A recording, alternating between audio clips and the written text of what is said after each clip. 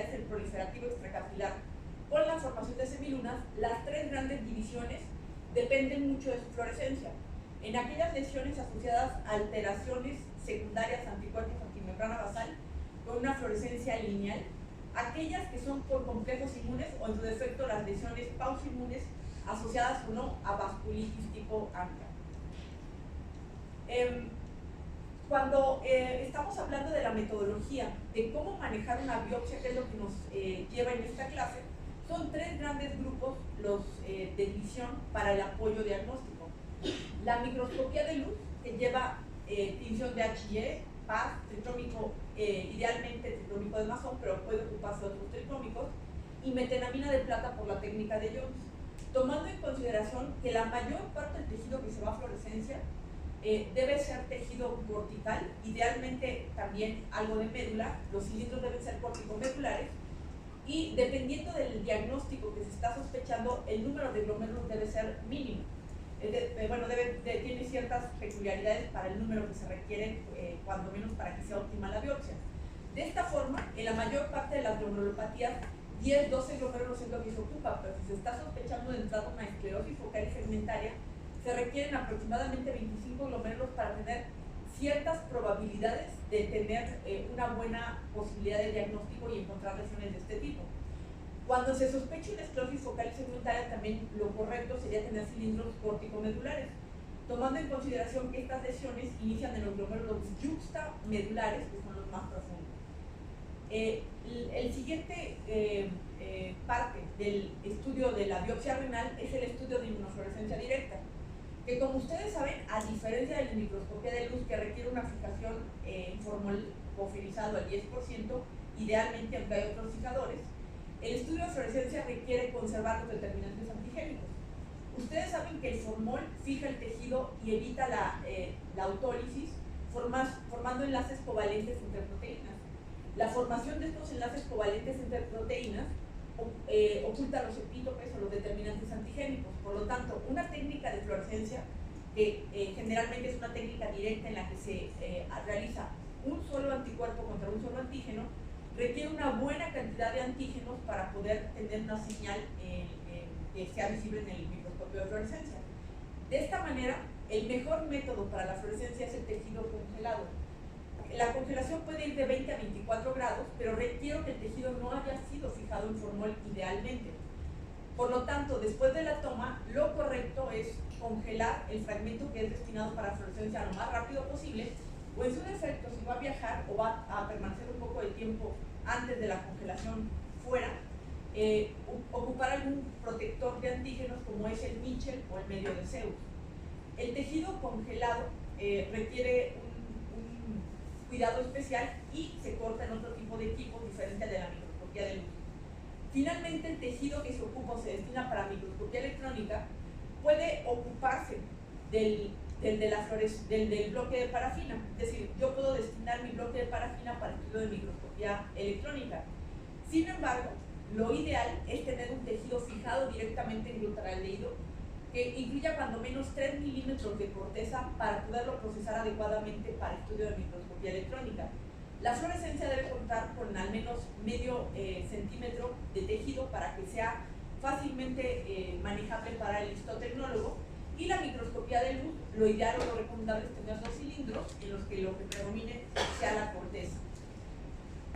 Sabemos actualmente que la utilidad de la biopsia renal es importante para especialmente identificar un proceso de lesión tisular específico. Es decir, yo puedo tener diferentes marcadores indirectos de una enfermedad particular, como por ejemplo la positividad para PLA2 R sérico en el caso de las glomerulopatías membranosas primarias. Sin embargo, la forma de confirmar la enfermedad es a través de la biopsia.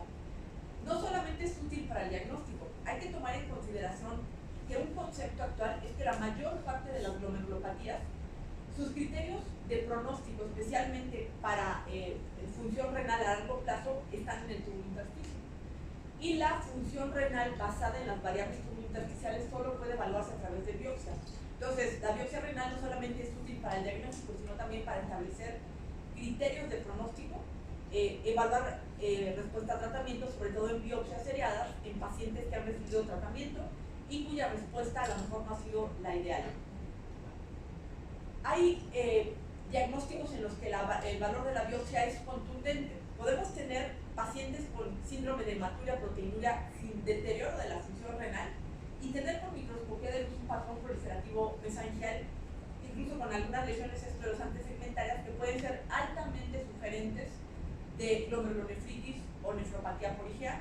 Sin embargo, el diagnóstico de nefropatía por IgA solo puede elaborarse ante la presencia o la positividad para este inmunoreactante de manera dominante o codominante a través del estudio de inmunofluorescencia directa. Por lo tanto, en este tipo de enfermedades, como en el caso también de la nefropatía por C3, es importantísimo tener el apoyo diagnóstico a través de fluorescencia e idealmente en tejido congelado. En las biopsias de trasplante, el valor de la biopsia todavía es más variable, porque no solamente nos permite determinar mecanismos de disfunción, si estos son inmunológicos o no inmunológicos, sino que también me permite evaluar daño mixto, es decir, cuando además del daño asociado al rechazo, hay algunas otras alteraciones como pueden ser procesos obstructivos, procesos virales, etc. Me permite evaluar la terapia inmunosupresora. Ustedes deben recordar que hay varios de los medicamentos que se ocupan que también son nefrotóxicos, como sucede en el caso de los inhibidores de la calcineurina. Y también para correlacionar con variables de pronóstico para la función renal, especialmente dadas por los criterios de cronicidad que se pueden evaluar a través de las biopsias. Una adecuada metodología para la biopsia renal inicia en el momento de la toma. Por lo tanto, lo ideal sería tener como nefrólogos un entrenamiento por lo menos para valorar a bajo aumento los cilindros que se están consiguiendo. De esta manera, cilindros en los que hay abundantes glomérulos, pero todos se encuentran conglomerados en la misma zona, a pesar del número de glomérulos que ustedes pueden observar aquí, que son estas estructuras esféricas translúcidas en el microscopio, es difícil cortar un cilindro cuando están todos juntos. La razón es que al seccionar el cilindro se pierden muchos glomérulos. Otro detalle importante es que las biopsias renales tienen sus indicaciones y esto es más bien para nosotros los patólogos. Generalmente las indicaciones están bien determinadas en qué momento se va a tomar una biopsia, pero enfermedades sistémicas como por ejemplo el lupus eritematoso sistémico sería ideal que antes de iniciar una terapéutica sospechando una nefritis lúpica se tomara siempre una biopsia para saber específicamente qué tipo de clase o clases o qué otras alteraciones, como por ejemplo la microangiopatía trombótica, nefritis subintersticial con los complejos inmunes, están alterando el tejido. En enfermedades muy específicas como el lupus, pues es ideal para iniciar tratamiento. Pero ante la presencia de síndromes nefrológicos específicos, sobre todo en aquellos pacientes con patrones rápidamente progresivos, síndromes nefróticos, hematurias proteinurias o deterioro de la función renal en las que no hay una causa prerrenal o porrenal que explique la alteración, es importante someter al paciente a una biopsia. En el trasplante no solamente es en el caso de disfunción, hay que tomar en consideración que en muchos centros hospitalarios la utilidad de las biopsias es como por protocolo para vigilar y buscar lesiones que son subclínicas y que el tratamiento pues es más fácil cuando apenas van iniciando. Las contraindicaciones de la biopsia renal antes leíamos que eran pues la verdad bastante variadas.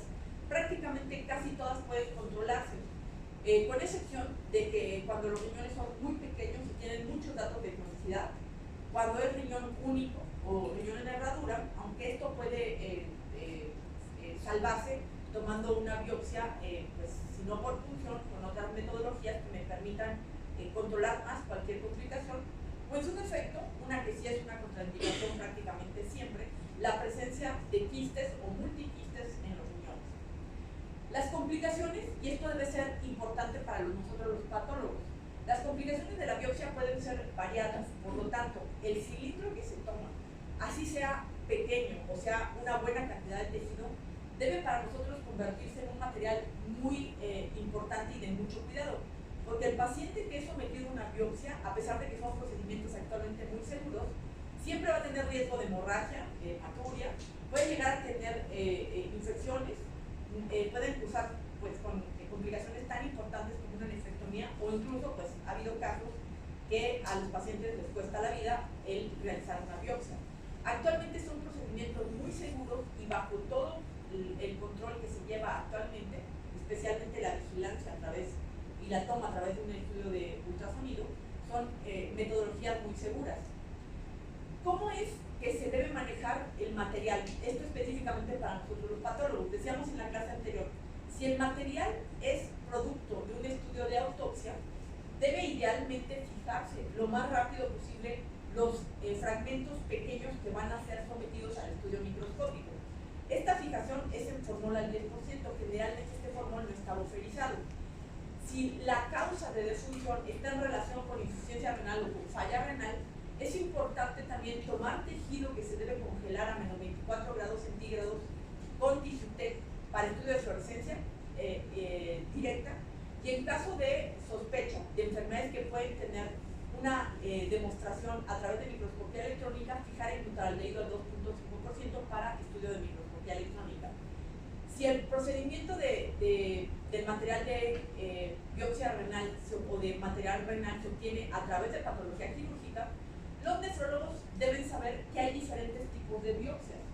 Las que ustedes realizan, que son por punción, son biopsias incisionales. Pero existen otro tipo de biopsias que también se utilizan, especialmente cuando se evalúan pacientes que se van a trasplantar y que se tiene cierta duda si el injerto es óptimo o se encuentra pues, en condiciones adecuadas, como son los estudios transoperatorios. A este respecto diremos, y es importante que ustedes lo tomen siempre en consideración, que el tejido que es congelado para un estudio transoperatorio pierde mucho de la calidad morfológica. Esto es, se congela a menos 24 grados centígrados y se retraen muchas estructuras. Y a pesar de que yo puedo colaborar diciendo datos de fibrosis, si hay muchos glomérulos esclerosados globalmente, segmentariamente, si hay infiltrado inflamatorio, si hay lesiones vasculares, hay que tomar en consideración que son estudios que tienen un grosor mucho mayor que un corte definitivo, que lesiones como los cambios tubulares, aquellos muy específicos de necrosis tubular aguda o de lesión tubular aguda, o en su defecto, variables como la fibrosis no son tan evaluables de manera específica en los estudios transoperatorios, y que el tejido que fue sometido a una congelación, al momento de procesarlo para los definitivos, bajó de calidad. Así es que cuando se solicita una biopsia extemporánea o por congelación o biopsia transoperatoria para evaluar un injerto, por ejemplo, sería ideal tener una muestra extra que se está fijando simultáneamente en formol para el estudio definitivo de microscopía de luz.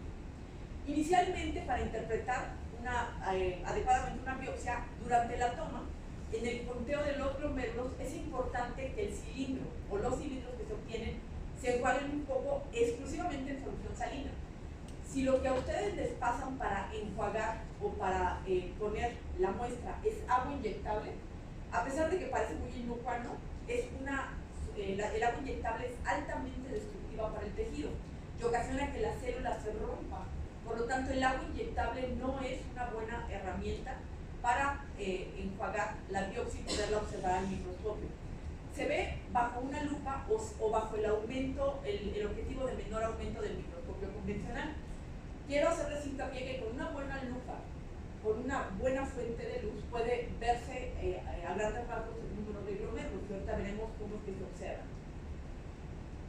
Los glomérulos se evalúan dependiendo exactamente dónde me encuentro ubicado. En este cilindro podemos ver el tejido, la cápsula, y todo esto es tejido cortical. Todas las esferas translúcidas que están ustedes observando son glomérulos.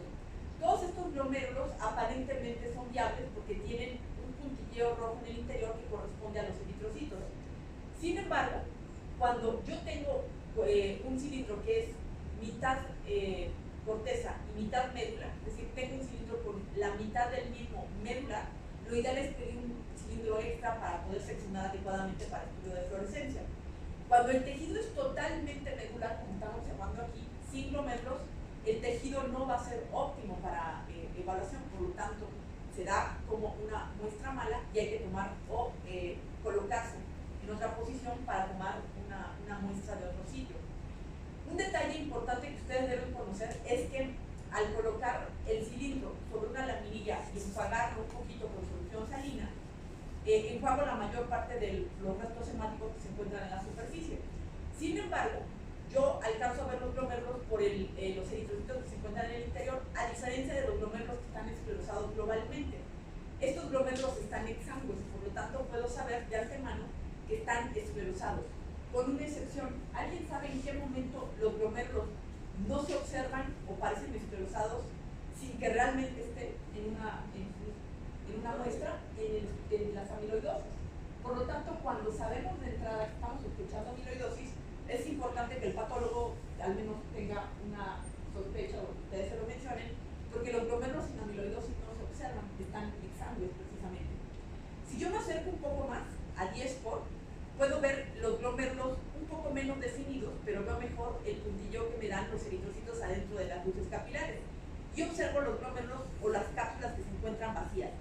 Si encuentro estos glomérulos, no los puedo cuantificar. ¿Por qué? Porque otra posibilidad no es que estén esclerosados, sino que las cápsulas de Baumann se encuentren vacías y no haya ovillo capilar, haya sido seccionado durante la toma.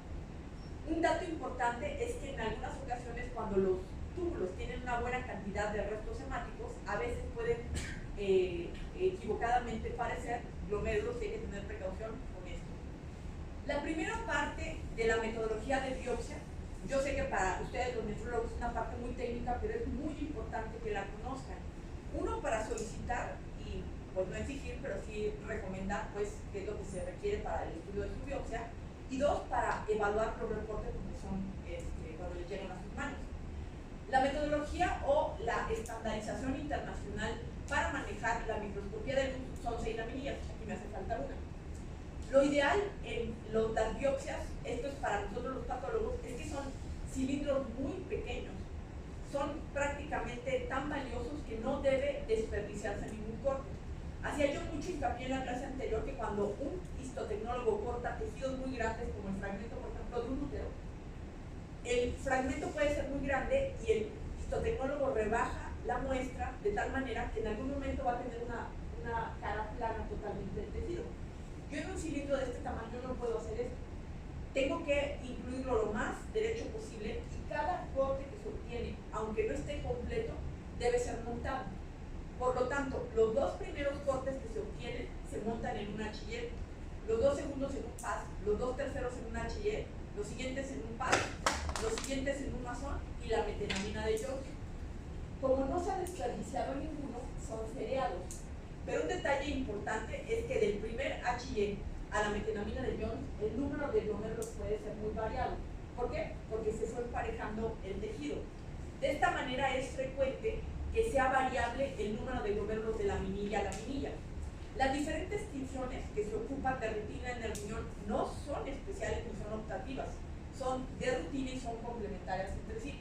Son la hematoxilina y eosina, que es una tinción con 2 colorantes, el ácido periódico de Schiff, que junto con la metenamina de plata por la técnica de Jones son las mejores tinciones para demostrar o delimitar membranas basales, y un tricrómico que puede utilizarse el de Mason, que es el más usado, o tricrómico de Mallory, también en algunos centros hospitalarios lo utilizan.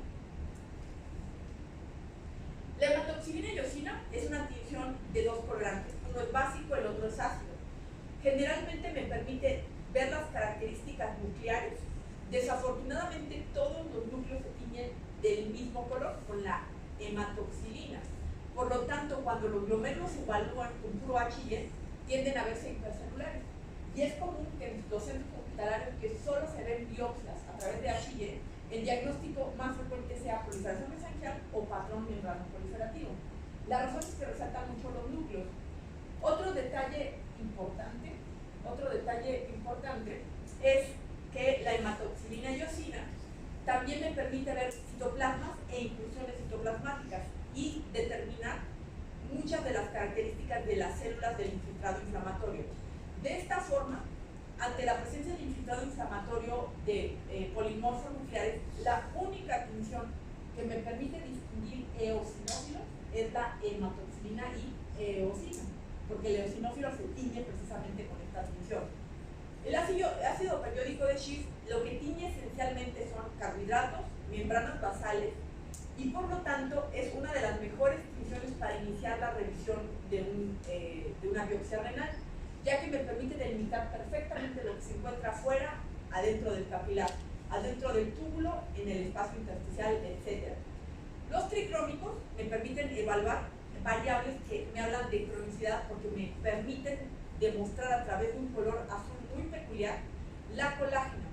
Los glomérulos que se encuentran colagenizados se llaman, están esclerosados. Esta esclerosis puede tener diferentes variedades, como veremos en las nomenclaturas en las clases posteriores, pero también me sirve para evaluar el túbulo intersticio y saber qué tanto ha perdido la viabilidad de este componente. Los cambios vasculares, especialmente los de cronicidad, también pueden evaluarse a través del tricrónico de Masson. La metenamina, por la técnica de Plata, por la técnica de Jones, es una técnica de impregnación argéntica que me permite, además de ver en color negro las membranas basales, tiene la ventaja que lleva como contratinción la hematoxilina y eosina, como veremos a continuación. Entonces, la interpretación de la biopsia renal implica desde la microscopía de luz una buena fijación. El fijador más utilizado es el formol buferizado al 10%, pero tengo unos fijadores que también son ideales, como el Parafor o el Buan, que ocupan ácido pícrico. Son fijadores que se ven amarillos. El problema de este fijador, que es muy bueno para el riñón, incluso es el mejor, es que el tejido debe estar cuando más 30 minutos fijado en este fijador. La razón es que después de esto endurece mucho. Por lo tanto, preferimos utilizar de manera rutinaria el formol buferizado al 10%. Si se sospechan lesiones muy específicas, como por ejemplo cristales de ácido úrico, nefropatías por uratos, se podría fijar, si tuviéramos un fragmento extra, uno en alcohol. Esto se hace muy frecuentemente en estudios de autopsias en los que yo encuentro tofos gotosos y puedo tomar el tejido que sea de tejido renal, puedo fijar un fragmento delgado en alcohol al 96% para poder conservar los cristales de ácido úrico. Cuando tengo un tejido fijado, y lo recibimos en un servicio de patología, el tejido en condiciones normales tiene agua. Todas las células y todos los tejidos tienen agua. Para que yo pueda obtener la posibilidad de cortarlo, incluido en un medio como es la parafina, requiero deshidratar totalmente el tejido. Este equipo que ustedes ven aquí es el Histokimet o procesador de tejidos. Es un equipo que lleva diferentes vasos. Cada vaso lleva un alcohol que va de menor concentración a mayor y posteriormente pasa a quiloil, para finalmente el tejido totalmente deshidratado incluirlo en parafina, es decir, sumergirlo en parafina y que la parafina penetre en el tejido, ya totalmente deshidratado. Deben ustedes saber que un procesador de tejidos automático lleva cierto tiempo de procesamiento. Por lo tanto, las biopsias de manera convencional, para que queden mejor, deben pasar al procesador de tejidos. Hay una técnica rápida para procesar los tejidos en 2 horas, pero le quita mucha calidad en algunas ocasiones. Por lo tanto, lo ideal es tener cierta paciencia para tener un tejido en las mejores condiciones. Aproximadamente, todo el proceso del Histokimet puede variar dependiendo en qué tiempo se procese, de unas 8 a 10 horas. Por lo tanto, pues, sí lleva su tiempo el procesamiento de la microscopía de luz. Si no se cuenta con un procesador de tejidos, entonces, en tejidos muy chiquitos se puede hacer de manera manual, pero implica tener a un histotecnólogo altamente entrenado para que la muestra quede bien procesada. Posteriormente, se incluye en parafina. La parafina que se ocupa para la biopsia renal es una parafina de fusión, de punto de fusión bajo. La mayor parte de las parafinas que se ocupan para los tumores de la unidad rutinaria tienen un punto de fusión alto. La del riñón debe ser una parafina de punto de fusión bajo, para que posteriormente el tejido también pueda servir para la microscopía electrónica. Todas estas son peculiaridades técnicas que son importantes.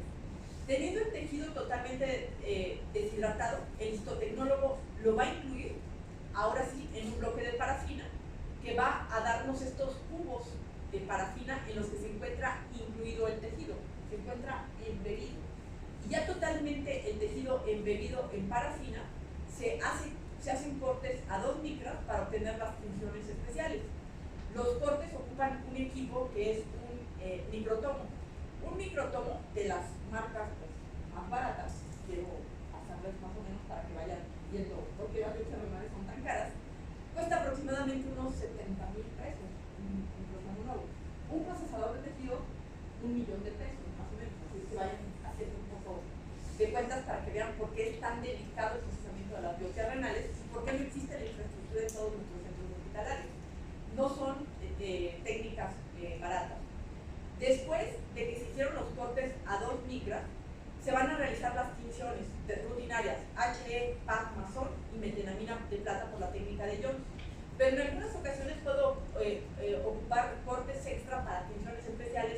en el caso de la sospecha de amiloides, rojo Congo, tessalina T, cristal violeta. Para cristales de oxalato de calcio puedo ocupar tinción de fucosa, entre otras tinciones especiales. Puedo realizar tinciones para microorganismos en caso de que esté sospechando algún proceso de este tipo. Antes de proceder al estudio de la microscopía de luz, lo ideal es tener datos clínicos lo más completos posibles. ¿Cuáles? Pues es básico tener el nombre del paciente, la edad y algunos detalles que son importantes, aunque nosotros no somos clínicos, nos orientamos mucho por lo que ustedes nos transmiten en un resumen. Desde aquellos datos como por ejemplo el valor de los afados, química sanguínea, medicamentos utilizados, antecedentes familiares importantes que pueden repercutir en una enfermedad renal. En el caso de los pacientes trasplantados es muy importante el tiempo de evolución y ya veremos por qué. Si ha tenido biopsias previas para comparar con las anteriores, también es aplicable a los riñones nativos que se hacen biopsias seriadas, por ejemplo en el lupus eritematoso sistémico. Todos estos datos son importantes para una adecuada interpretación. Al tener ya entonces nuestras laminillas, la información clínica, empiezo a desglosar todas las variables histológicas que veremos a lo largo de este curso. De esta manera, las principales funciones que ocupamos, que ustedes tienen que empezarse a familiarizar, son estas. Miguel del Gabriel Mancera. ¿Qué función es esta y por qué? No es paz. Es hematoxilina y eosina. La razón de que digamos que es hematoxilina y eosina es, si tú observas las membranas basales, es altamente frecuente confundir el PAS con el HY. Pueden parecerse bastante. Pero si tú sigues la membrana basal de la cápsula, sobre todo de la cápsula de Baumann, te puedes dar cuenta que no es fuchsia, no es rosa mexicano, no es un rosa intenso, es un rosa relativamente pálido. Esto es hematoxilina y eosina. Y si se fijan, todos los núcleos se tiñen de color morado. El color morado es la hematoxilina. Tanto el infiltrado inflamatorio como todos los núcleos que forman parte de las células que están en el glomérulo. Por lo tanto, me da un aspecto hipercelular. Sin embargo, me permite ver muy bien, por ejemplo, las características del infiltrado inflamatorio. Esta es otra hematoxilina y eosina, un poco más pálida. Podemos observar detalles nucleares, como son el aspecto espumoso de las células endoteliales, un patrón membranoproliferativo y endocapilar. Podemos observar células inflamatorias, podemos ver cariorrexis, leucoestasis, fragmentación de eritrocitos, trombos de fibrina con muy buena resolución a través de la hematoxilina y eosina. Una de las utilidades más importantes es distinguir el tipo de infiltrado inflamatorio. Este es un infiltrado inflamatorio predominantemente mononuclear en el intersticio que me permite demostrar que la mayor parte de las células que se encuentran aquí son plasmáticas. Y en el caso de riñones nativos, una NTI rica en células plasmáticas apoya posibilidades muy directas como son síndrome de Sjögren, artritis reumatoide o lupus eritematoso sistémico. En lesiones muy específicas, la hematoxilina y eosina puede también resultar útil. Este es un tofo gotoso muy pequeñito. Lo que está en el centro son cristales de urato, que por el procesamiento para el bloque de parafina se pierden mucho. Sin embargo, en una de las tinciones en las que más se puede conservar de las 4 originadas para el riñón es la hematoxilina y eosina. Entonces, para lesiones e infiltrados tubulointersticiales es bastante bueno. Este es otra hematoxilina y eosina, y mi infiltrado inflamatorio me está avisando que dentro de las células inflamatorias hay unas que son eosinófilas, tienen su citoplasma rojo, se tiñe con eosina.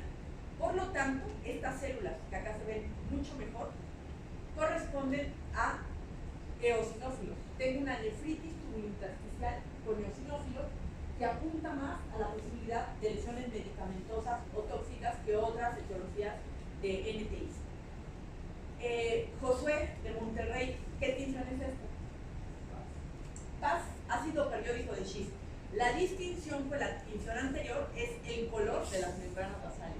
Aquí sí, las membranas basales se toman y se tiñen intensamente con un color que es fuchsia.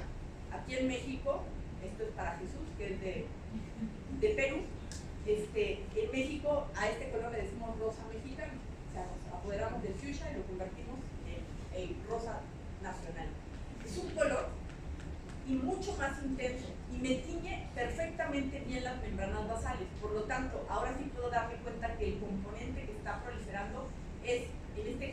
endocapilar y el mesangial, entre otros, ¿no? El ácido periódico de Schiff también me permite ver cuando hay lesiones que se encuentran en el interior del glomérulo, porque aquí está la cápsula, es decir, está dentro del glomérulo, pero está fuera del ovillo capilar.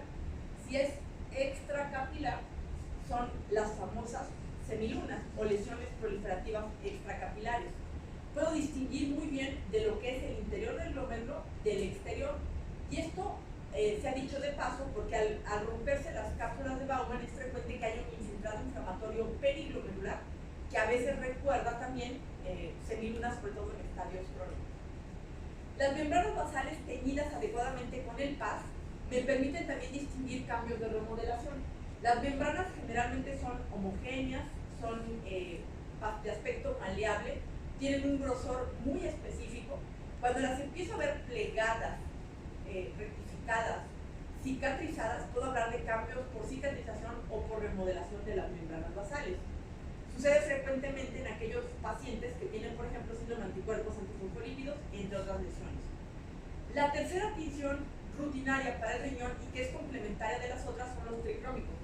Este es más que azul, es verdoso. Es el tricrómico de Mallory. A mí en lo personal me parece mucho más útil el tricrómico de Masson, y ahorita veremos a continuación.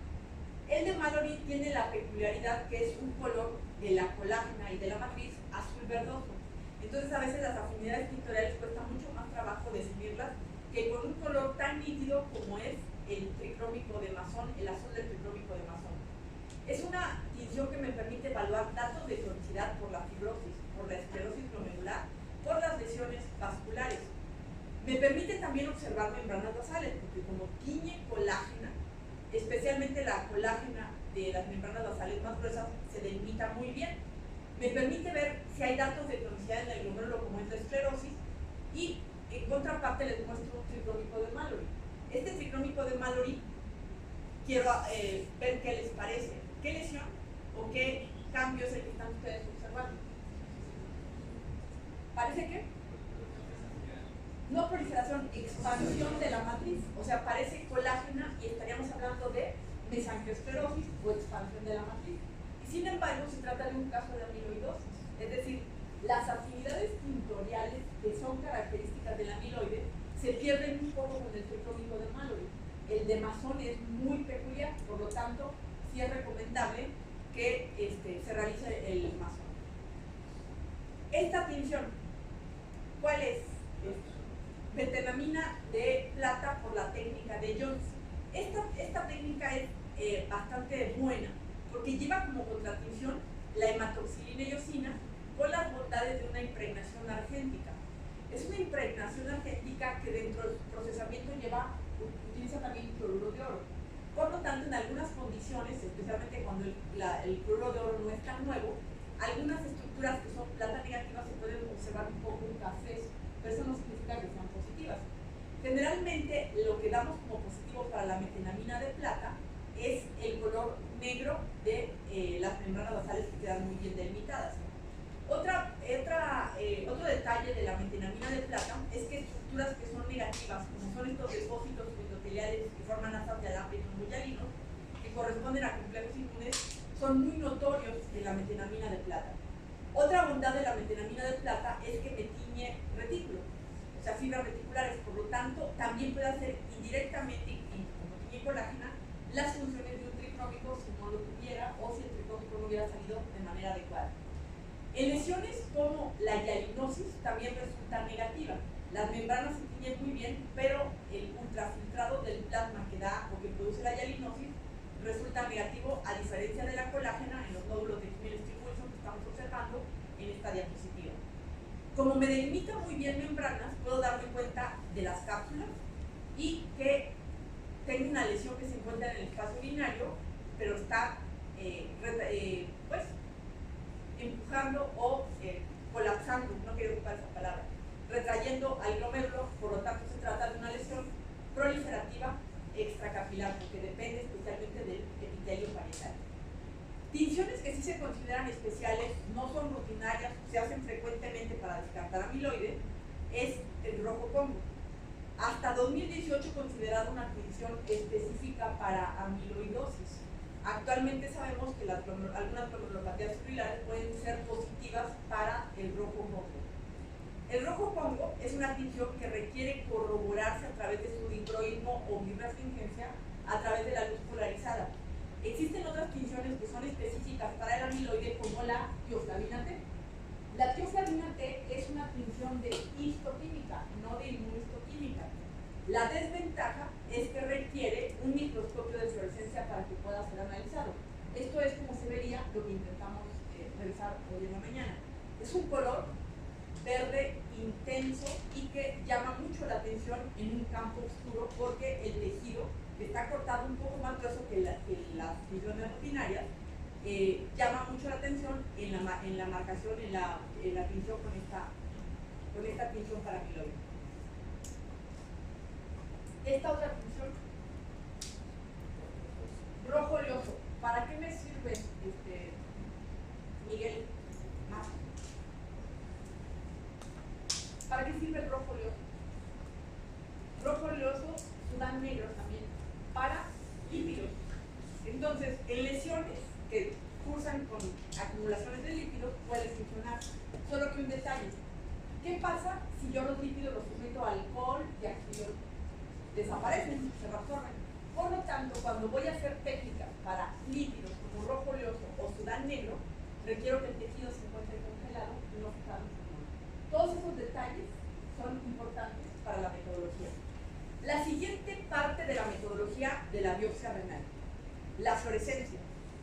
La fluorescencia es una técnica que en el riñón empezó a ser aplicada después de que fue utilizada para la piel, especialmente útil en enfermedades ampollosas.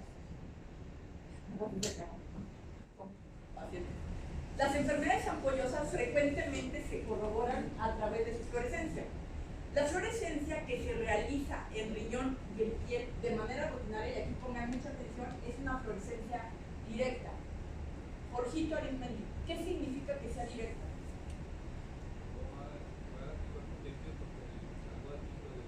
Un anticuerpo directo contra un antígeno es reacción 1 a 1.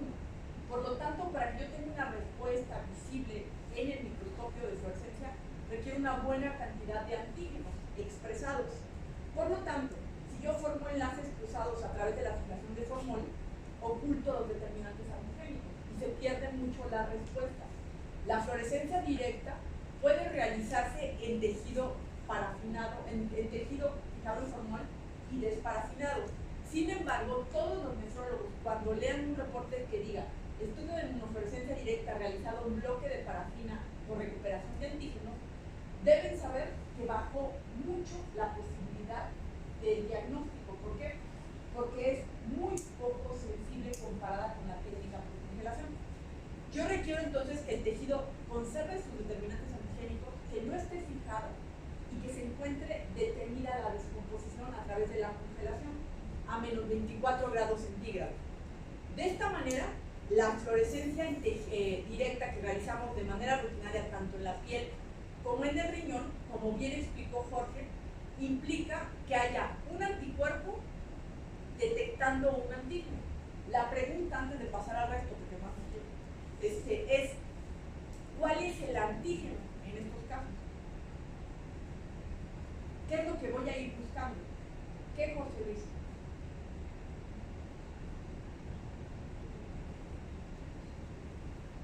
¿Qué José Luis? ¿Cuál es el antígeno que yo quiero detectar en mi fluorescencia? Mi anticuerpo es contra inmunoglobulinas o contra complemento. Anticuerpo es anticuerpo de ratón contra la IgG humana. Anticuerpo de ratón contra la IgM humana. Entonces, si yo tengo depositado en el tejido complejos inmunes mediados por IgG, el anticuerpo hecho en un ratón o en un conejo contra la IgG humana va a detectar como antígeno ese complejo inmune que se encuentra en el tejido. Se va a fijar, pero aún así yo no logro ver esa respuesta. La formación de esos complejos no la voy a lograr ver a través del microscopio, no es visible, excepto si al anticuerpo le pego una molécula que puede fluorescer. como por ejemplo el isotiosionato de fluoresceína, que es el que le da el aspecto verde. El aspecto verde. La fluorescencia para la piel puede realizarse contrastada con azul de metileno, que a través de la lámpara de fluorescencia se ve rojo. Esto es bastante útil para localizar el tejido, se ve teñido de azul. Sin embargo, esta contratinción, baja mucho la intensidad de la fluorescencia y me hace valorarla inadecuadamente. Lo ideal es no contrastar y que lo que florezca sea exclusivamente la respuesta. La fluorescencia, entonces, la inmunofluorescencia puede ser directa, como explicó Jorge, un anticuerpo contra un antígeno, reacción 1 a 1, o puede hacerse de manera indirecta. Y noten ustedes este detalle. Si yo realizo una técnica indirecta, tiene una función muy específica. Tengo un solo antígeno. Voy a mandar un anticuerpo primario de ratón contra la IgG humana. Y después mando un anticuerpo secundario. A este primario no lo hago florecer.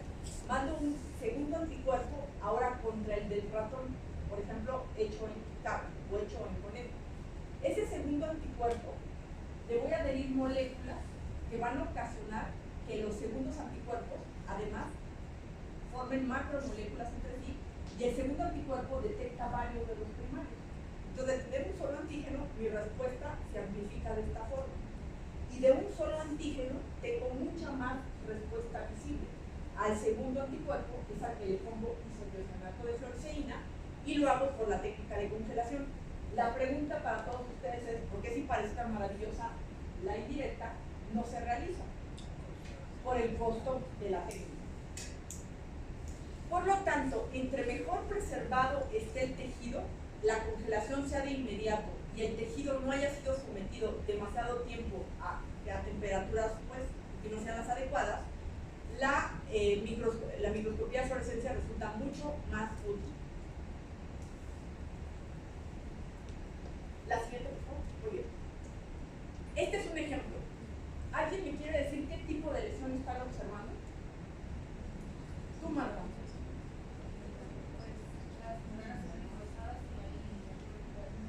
Ok, tengo una glomerulopatía membranosa. Dijiste, las membranas están gruesas de manera homogénea. Creo que escuché. La siguiente, por favor. Y la microscopía de luz. Y esta es su contraparte en la microscopía de fluorescencia. Un patrón granular que va siguiendo todas las membranas basales, marcado con IgG. Está el complemento diagnóstico. Tengo el diagnóstico de una glomerulopatía membranosa. La siguiente. Si tengo la posibilidad, tendría que confirmarlo con la microscopía electrónica, demostrando el material electrón denso que corresponde a complejos inmunes del lado subepitelial o intramembranoso. La siguiente. Este es otro ejemplo. Una lesión que me expande el mesangio y me da algunos segmentos de proliferación. Podría ser IgA, podría ser lupus clase 2, podría ser artritis reumatoide, podría ser nefropatía por IgM, nefropatía por C1Q, crioglobulinas, etc. La siguiente. Hago mi complemento diagnóstico, un patrón granular que se localiza o se deposita de manera dominante en el mesangio, dominante sobre las otras inmunoglobulinas. Diagnóstico, nefropatía por IgA. La siguiente. El isotiosionato de fluoresceína es el que le da esta característica peculiar. La siguiente. Para marcar el anticuerpo que va a florecer. Cuando no hay una respuesta de anticuerpo contra el antígeno, al enjuagar, después de incubar, se va el anticuerpo que está fluoresceinado y por lo tanto la respuesta es negativa. La siguiente. Ocupo un microscopio de fluorescencia. Los microscopios de fluorescencia pueden tener dos fuentes de iluminación: las lámparas de mercurio y las lámparas de luz LED. Son diferentes. La luz de mercurio es, pues, la verdad, un poco mejor de resolución, pero la de LED es bastante útil. Un detalle importante es que las lámparas de mercurio duran 200 horas de vida útil y las lámparas de LED duran 5000 horas de vida útil. Otro detalle peculiar también que las hace diferentes es que la lámpara de mercurio ocupa luz, bueno, igual que la de LED, perdón, esa no es una diferencia.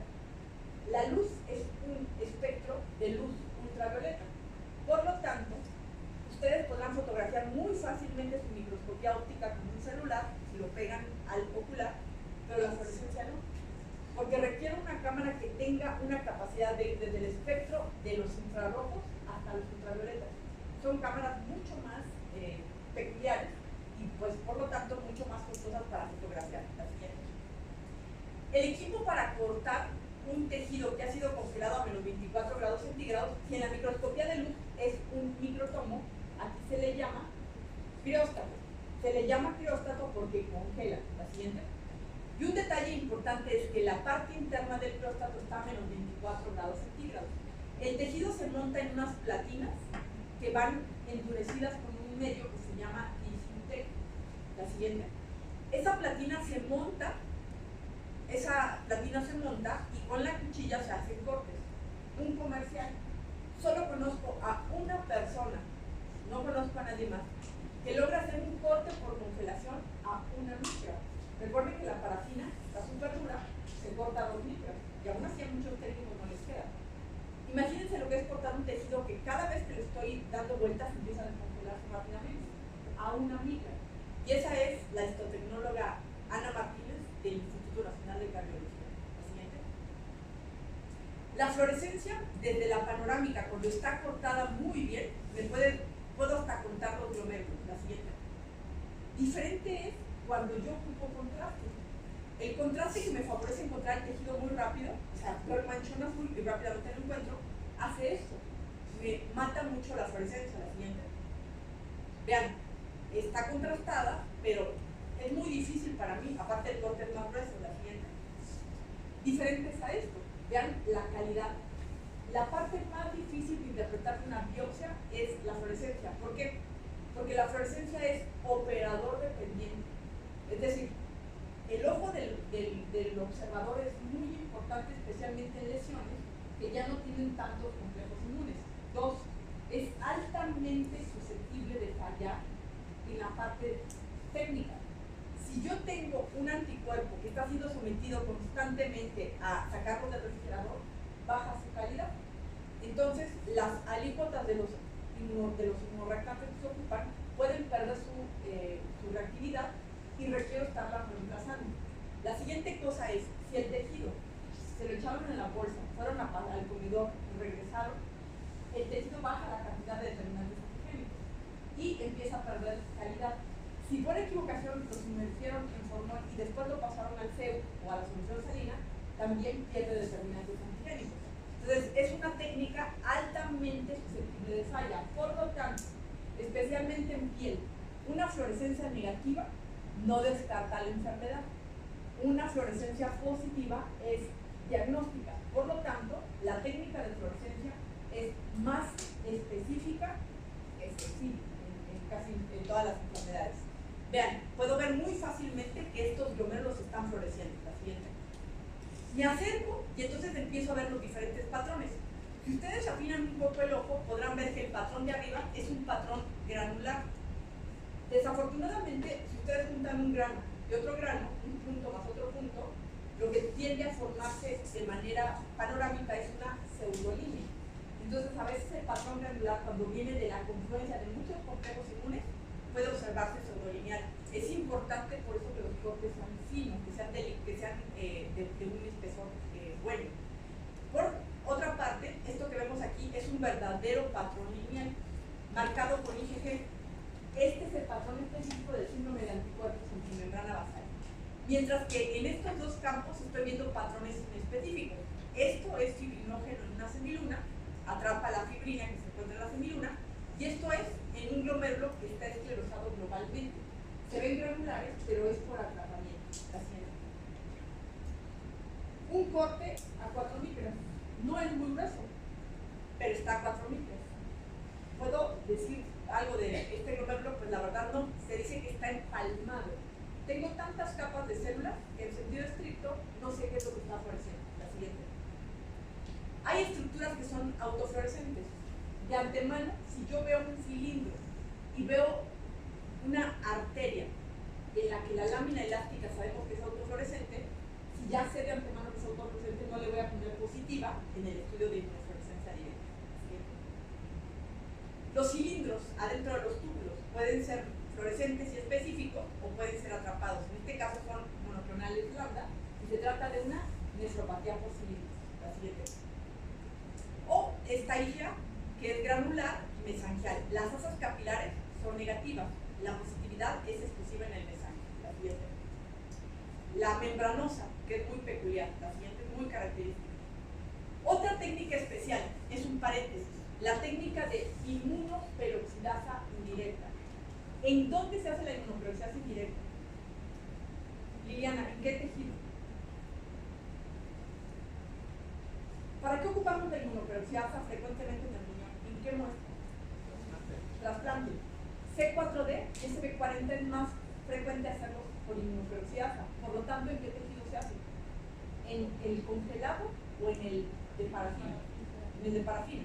Entonces, lo que es útil es tener una buena muestra para microscopía de luz, porque también de ahí se puede sacar C4D, SB40, WT1, mesrina, donde tienen todos estos marcadores, amiloide A, ALEC2, todos estos son por técnica de inmunoperoxidasa. La técnica de inmunoperoxidasa es indirecta, por lo tanto ocupa un anticuerpo primario y un anticuerpo secundario. Todas las peroxidasas se ven igual, se ven cafés. ¿Cómo sé qué anticuerpo es? Me lo tiene que decir el histotecnólogo, cuál es el anticuerpo primario que puso ahí. De esta manera tengo antiactina músculo específica, me está marcando las arteriolas. Tengo C4D, me está marcando las membranas basales de los capilares periculares. Tengo SB40, me está marcando los núcleos de las células infectadas con poliomavirus. Y la última parte, la microscopía electrónica.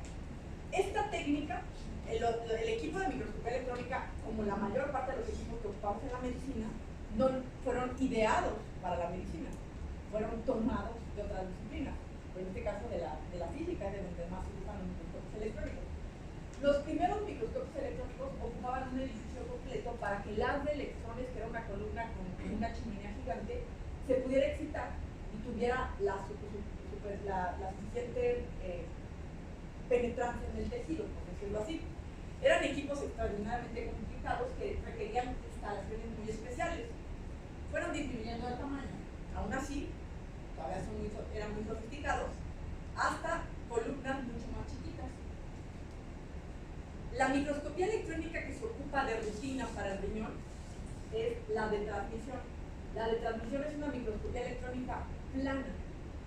Diferente es a la de barrido, que da un aspecto tridimensional.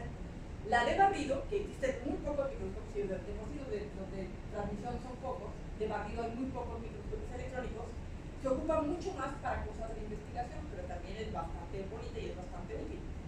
La de transmisión es plana y me permite, por lo tanto, decidir exactamente dónde están estos depósitos de material electrón denso, que se ven negros, porque se tiñen con el osmio en la microscopía electrónica. Veo que van siguiendo una estructura muy específica, que son las membranas basales. Por lo tanto, digo que son complejos intramembranos.